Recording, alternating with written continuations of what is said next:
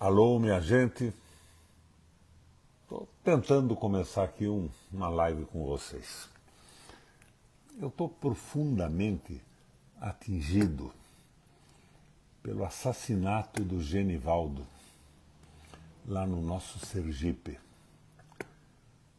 Que coisa absolutamente estúpida.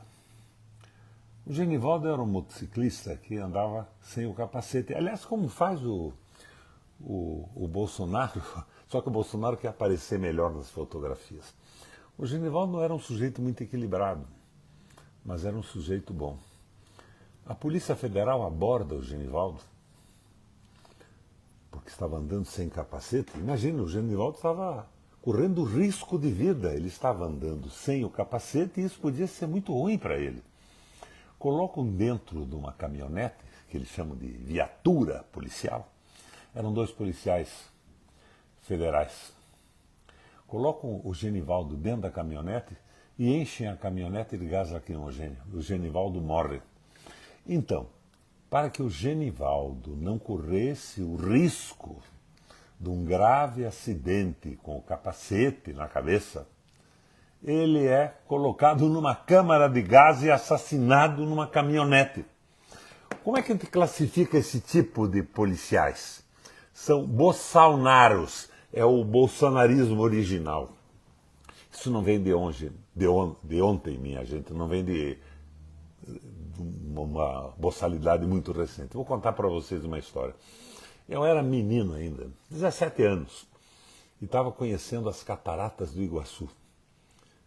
Era uma época de uma seca enorme. Então, aquela parte que toda era inundada estava seca. E eu comecei a andar por ali e olhar aquelas águas empoçadas, o escavamento da água nas pedras das cachoeiras. De repente me aparece um guarda florestal e grita: "Ô menino, saia daí! Não se pode andar em cima!" Eu entendi rapidamente, ele queria proteger a minha vida. Ele queria evitar que eu sofresse um acidente. E eu gritei para ele: "Companheiro, está tudo muito seco aqui. Eu estou tentando tirar umas belas fotografias e eu não corro risco nenhum. A água não está passando aqui há muito tempo, a pedra está seca, não há risco de derrapagem." E o cara disse: "Saia daí! Estou mandando!" Então, companheiro, deixa eu tirar minhas fotografias. Ele saca uma arma e me aponta: "Saia daí, senão eu atiro." O que era esse guarda florestal de Foz do Iguaçu? Ele era um bolsonaro. Ele ia me matar para que eu não sofresse uma queda. É esse tipo de estupidez, de disciplina que está tomando conta do país. É a mesma coisa que acontece hoje com esse pessoal do liberalismo econômico. Esta besta, esta anta que é o Guedes, ele tem a regra do liberalismo econômico. Ele tem que vender, colocar no mercado as empresas estatais brasileiras, estratégicas dos monopólios, porque a cartilha que deram para esse imbecil decorar dizia assim, ele aprendeu lá no Chile, com o Pinochet. Então, hoje nós estamos aqui batendo papo, mas eles estão vendendo usinas hidrelétricas.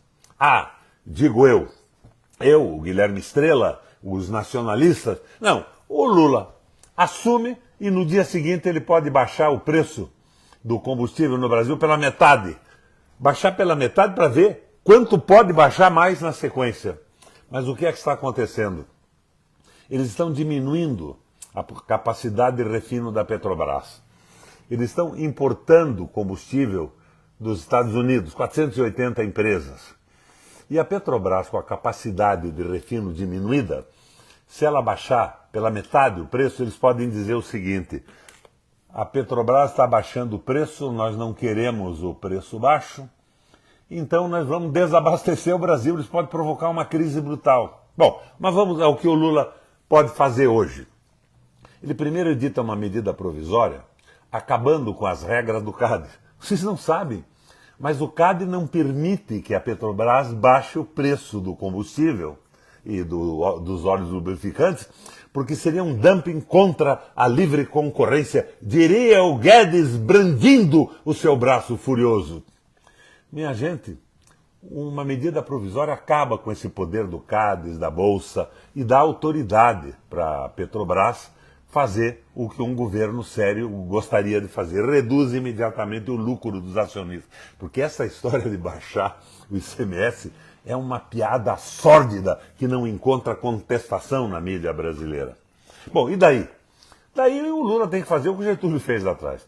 O Getúlio começou a campanha do Petróleo é Nosso em 34, mas a Petrobras só foi criada por ele em 54. Ele mobilizou a opinião pública do Brasil. Foi aí que eu entrei na política, impulsionado pelo Monteiro Lobato, pelos nacionalistas. O petróleo é estratégico para o desenvolvimento brasileiro, para a liberdade do país, para o crescimento econômico.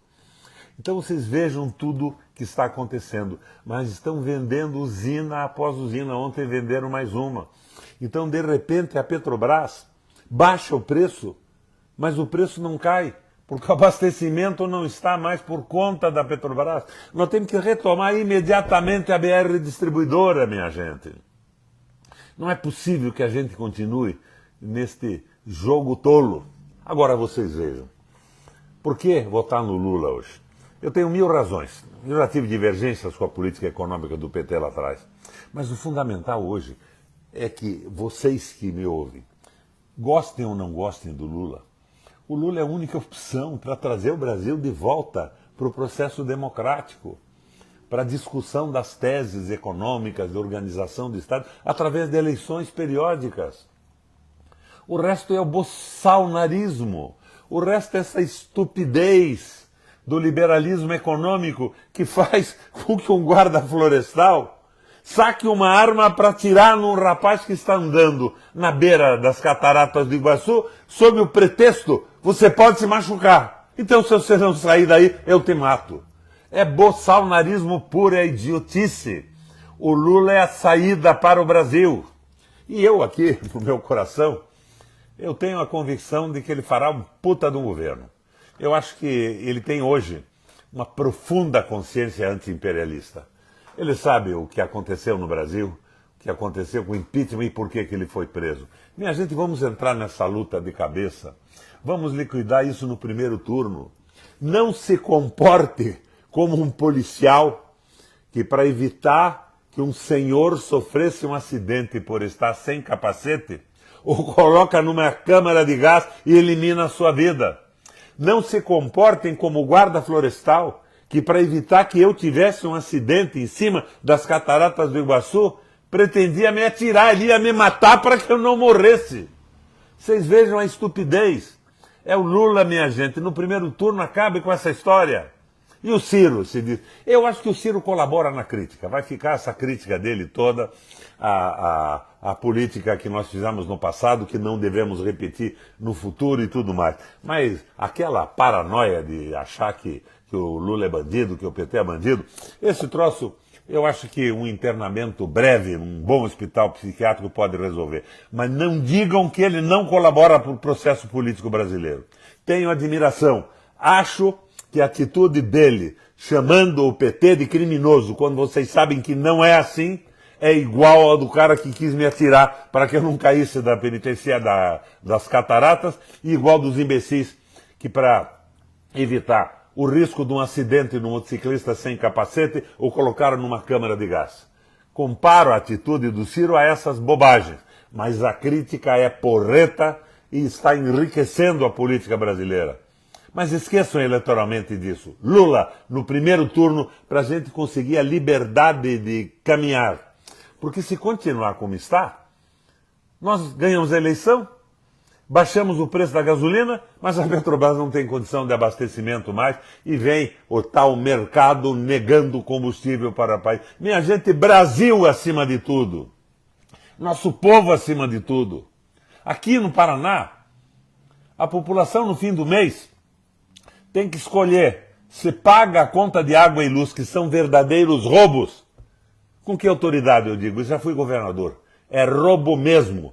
Estão aumentando o lucro fantástico dos acionistas. Que espécie de maracutaia tem atrás disso? Imaginem vocês. E o sujeito ou põe comida na mesa da família ou paga a luz e a água. Eu aqui, se vier a ser governador, eu sou apenas um pré-candidato hoje. Eu intervenho na Copel e na Sanepar limpo essa diretoria, ponho todos esses caras na rua e baixo a tarifa como fiz no passado. As empresas públicas têm que estar a serviço da nossa indústria, do nosso comércio, da qualidade de vida das nossas pessoas. Não é difícil fazer isso. E vocês perguntam, mas o Rato? O Rato não é governador. Eu sou pré-candidato ao governo do Estado, eu não sou adversário do Rato. O Rato não governa porra nenhuma. Não sabe o que está fazendo, é uma molecagem o governo do Paraná. Eu entrei agora para bater esse papo com vocês. Não sei se valeu a pena ou não. Vocês que estão aí escrevendo e conversando, me deem uma notícia. Disse alguma coisa útil? Eu acho que eu disse fundamentalmente que os que leem a cartilha liberal são tão idiotas quanto os que puseram numa câmara de gás um sujeito sem capacete e o guarda florestal da minha juventude que queria me atirar para que eu não levasse um tombo nas cataratas do Iguaçu. É o boçalnarismo puro e simples. Valeu, minha gente!